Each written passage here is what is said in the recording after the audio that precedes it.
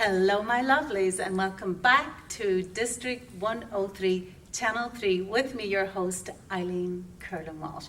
We are continuing our behind-the-scenes sneak peek at the Toastmasters World Convention, and we have the privilege of speaking to one of our prior world champions, Tate.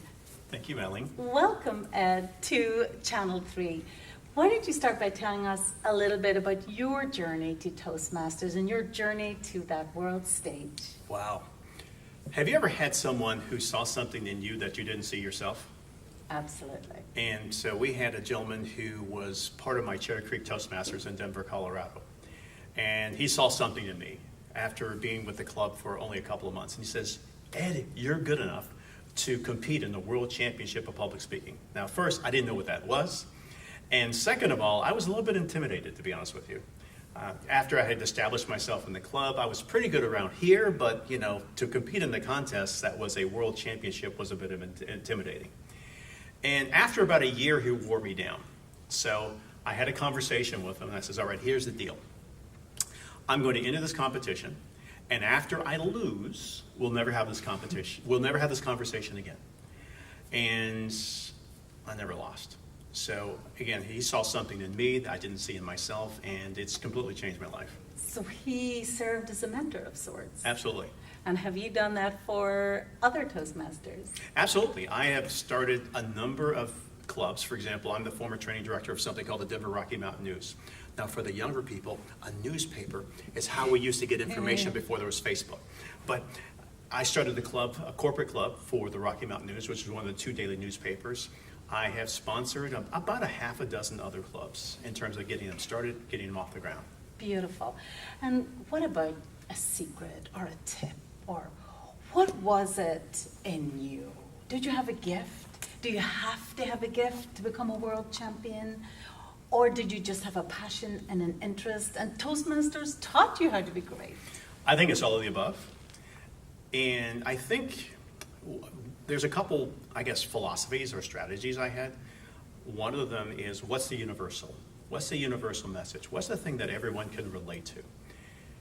I coached Tate, who's the 2016 World Champion of Public Speaking, and 24 hours before his speech, we actually had to start all over again.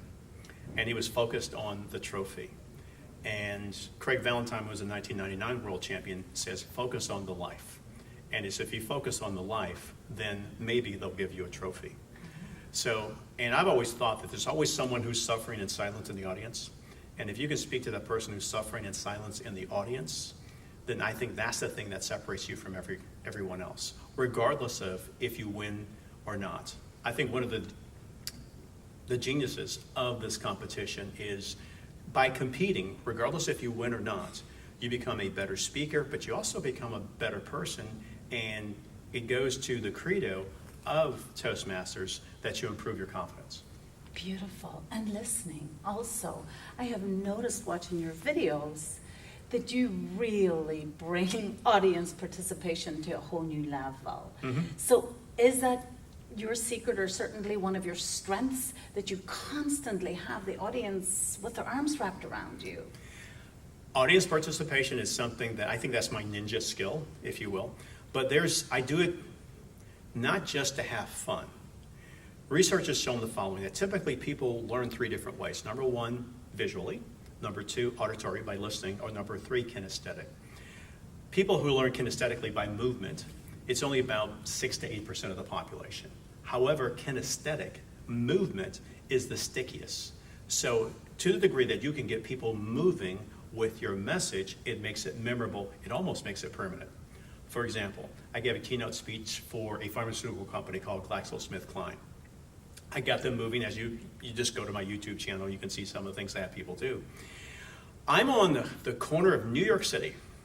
I'm on this corner. They're on the corner over there. They say, hey, Tate.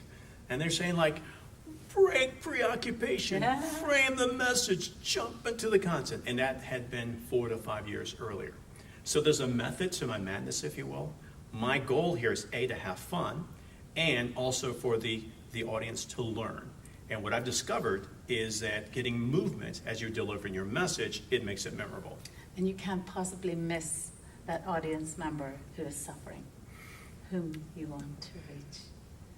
You know, the hard part about being a professional speaker is you never know who you reach. And what I mean by that is, yes, at the end of your speeches, you may get applause. And there's a handful of people who will reach out to you and say what it meant to them in terms of your speech and your presentation. But the vast majority of audience members, they don't communicate with us. They don't tell us that. I have recently discovered the impact I've had through LinkedIn. So, for example, I have a habit, and the habit is every time someone reaches out to me, as a matter of fact, our camera person is a perfect example, and she can tell you this, is I ask a question, and the question is, why specifically did you want to connect with me on LinkedIn? And what I've discovered is it starts a conversation. And in those conversations, I've run across so far 60 people who said, I saw you speak at blank, and you said this, and it changed my life. So that's one of the ways I've been able to find a small population of people who've been able to communicate back to me and told me about their suffering in silence. As a matter of fact, I actually discovered that after the fact, that people are suffering in silence and your words have an impact on them. And I was going to ask you, what is your proudest moment? That might just be one of them, when you discover that audience member. Actually, my proudest moment is my son getting married. So that's my proudest moment, but Toastmasters has given me multiple moments. I can't, it's like, having multiple children. You don't have necessarily a favorite. I have a plethora and years of outstanding moments because of my Toastmasters membership. Beautiful.